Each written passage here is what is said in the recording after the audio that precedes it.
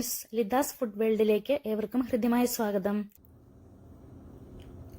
ഇന്ന് ഞാനിവിടെ തയ്യാറാക്കാൻ പോകുന്നത് മീനില്ലാതെ ഒരു മീൻകറിയാണ്. മീൻകറിയുടെ അതേ ടേസ്റ്റാണ്. ഞാനതിന് യൂസ് ചെയ്യുന്നത് ഇവിടെ കടച്ചക്കയാണ്. നമ്മൾ കടച്ചക്ക, ശീമച്ചക്ക എന്നൊക്കെ പറയും. അതിങ്ങനെ നന്നായി ചെറുതായിട്ട് മുറിച്ച് വെച്ചിട്ടുണ്ട്. ഇങ്ങനെ ഈ ഒരു വലുപ്പത്തിൽ മുറിച്ച് വെച്ചിട്ടുണ്ട്. അതൊരു മീഡിയം സൈസ് കടച്ചക്ക മുഴുവനാണ് ഞാൻ എടുത്തിരിക്കുന്നത്. ഇനി 1/4 ടീസ്പൂൺ ഉലുവ, 1/2 ടീസ്പൂൺ കടുക്, ഒരു തണ്ട് കറിവേപ്പില, 4 അല്ലി വെളുത്തുള്ളി ചെറുതായി അരിഞ്ഞത്, ഒരു ചെറിയ കഷ്ണം ഇഞ്ചി ചെറുതായി അരിഞ്ഞത്, പിന്നെ ഒരു മീഡിയം സൈസ് കൊടംപുളി 1/2 കപ്പ് വെള്ളത്തിൽ കുതിർത്തി വെച്ചിട്ടുണ്ട്. പിന്നെ ഉപ്പ്, വെളിച്ചെണ്ണ ആവശ്യത്തിന്, 1/2 ടീസ്പൂൺ മല്ലിപ്പൊടി, 1/2 ടീസ്പൂൺ മഞ്ഞൾപ്പൊടി, 1/2 ടേബിൾ സ്പൂൺ മുളക് പൊടി. അത് നമ്മുടെ എരിവിനനുസരിച്ച് കൂട്ടുകയും കുറയ്ക്കുകയും വെക്കുക. ഞാനിവിടെ 1/2 ടേബിൾ സ്പൂണാണ് എടുത്തിരിക്കുന്നത്. ഇനി നമുക്കിത് തയ്യാറാക്കുന്നത് എങ്ങനെയാണെന്ന് നോക്കാം. ഒരു ഫ്രൈയിങ് പാൻ ഞാൻ ചൂടാക്കാൻ വെച്ചിട്ടുണ്ട്. അതിലേക്ക് നമുക്ക് അല്പം വെളിച്ചെണ്ണ ഒഴിച്ചു കൊടുക്കാം. വെളിച്ചെണ്ണ നന്നായി ചൂടായിട്ടുണ്ട്. ഇതിലേക്ക് നമുക്ക് എടുത്തു വെച്ചിരിക്കുന്ന ഉലുവയും കടുകും ഇട്ട് പൊട്ടിക്കാം.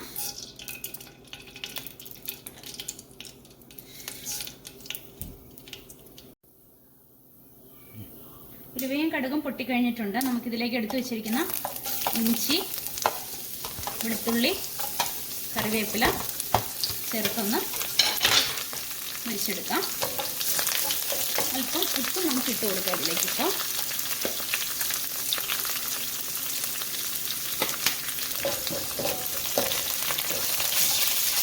ചെറുതായിട്ടൊന്നും ഇങ്ങനെ ഇതാക്കി ഒത്തിരി അങ്ങ് മുരിയണ്ട, ഒത്തിരി കൂട്ടി വയ്ക്കണ്ട. ഇനി നമുക്ക് എടുത്തു വെച്ചിരിക്കുന്ന പൊടികൾ ഇതിലേക്ക് ഇട്ട് കൊടുക്കാം. നന്നായിട്ട് പൊടിയൊന്ന് മൂത്ത് വന്നതിന് ശേഷം എടുത്തു വെച്ചിരിക്കുന്ന കടച്ചക്ക ചേർത്ത് ഇളക്കി കൊടുക്കാം.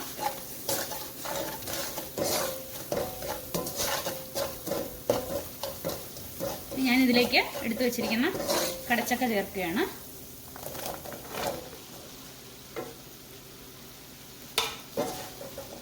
നന്നായിട്ടൊന്ന് മിക്സ് ചെയ്തിട്ട് 1 കപ്പ് വെള്ളമൊഴിച്ച് നമുക്കിത് വേവിക്കാൻ വയ്ക്കാം. ഒരു പകുതി വേവായി കഴിഞ്ഞതിന് ശേഷം മാത്രമേ നമ്മൾ പുളിവെള്ളം ചേർക്കാവൂ, അല്ലെങ്കിൽ ഇത് വേഗില്ല. പൊടികളെല്ലാം ഇതിൽ നന്നായി മിക്സ് ആയിട്ടുണ്ട്. നമുക്കിനി ഇതിലേക്ക് 1 കപ്പ് വെള്ളം ഒഴിച്ചു കൊടുത്ത് ഇതൊന്ന് ചെറുതായി ഒന്ന് മിക്സ് ചെയ്തിട്ട് അടച്ചു വെച്ച് വേവിക്കാം. നമുക്കിനി അടപ്പൊന്ന് തുറന്ന് നോക്കാം. നമ്മളൊഴിച്ച വെള്ളമൊക്കെ നന്നായി വറ്റിയിട്ടുണ്ട്, വെന്ത് തുടങ്ങിയിട്ടുണ്ട്, കളറൊക്കെ മാറിയിട്ടുണ്ട് കടച്ചക്കയുടെ. നമ്മൾ കടച്ചക്ക എടുക്കുമ്പം ഒത്തിരി അങ്ങ് വിളഞ്ഞു പോയത് എടുക്കരുത്. അതിനൊരു മധുരം ഉണ്ടാകും, അപ്പം നമുക്ക് കറിക്ക് ടേസ്റ്റ് ഉണ്ടാവില്ല. പാകത്തിന് വിളഞ്ഞൊരു കടച്ചക്കയാണ് വേണ്ടത്. അപ്പം നമുക്ക് ഇനി ഇതിലേക്ക് എടുത്തു വെച്ചിരിക്കുന്ന പുളി വെള്ളത്തോടു കൂടി ഇട്ട് കൊടുക്കാം. അതിനുശേഷം നമുക്ക് അടച്ചു വെച്ച് ബാക്കിയും കൂടി വേവിക്കാം. നമുക്ക് എത്രയാണോ ചാറ് ആവശ്യമായത് അതിനുള്ള വെള്ളം ഇപ്പോൾ ഒഴിച്ചു കൊടുക്കാം. ഞാൻ കുറച്ചുകൂടി വെള്ളം ഒഴിക്കുന്നുണ്ട്. നന്നായി ഇളക്കി മീഡിയം ഫ്ലെയിമിൽ നമുക്ക് വീണ്ടും ഒരു 10 മിനിറ്റ് കൂടി അടച്ചു വെച്ച് വേവിക്കാം.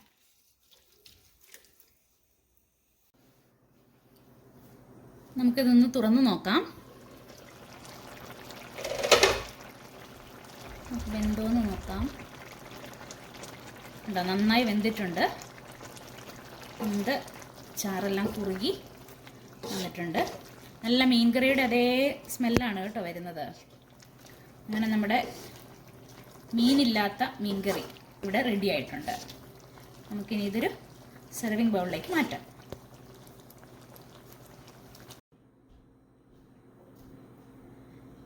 അപ്പോൾ മീൻകറിയുടെ അതേ സ്വാദിലുള്ള കടച്ചക്കക്കറി ഇവിടെ റെഡി ആയിട്ടുണ്ട്.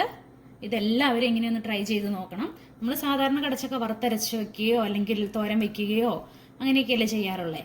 ഇത് മീൻ ഇഷ്ടമില്ലാത്തവർക്കും ഇത് ട്രൈ ചെയ്യാവുന്നതാണ്. അതുപോലെ തന്നെ വെജിറ്റേറിയൻസിനും ഇത് ഉപയോഗിക്കാവുന്നതാണ്. ഒരു തവണയെങ്കിലും ഇങ്ങനെയൊന്ന് ഉണ്ടാക്കി നോക്കണം.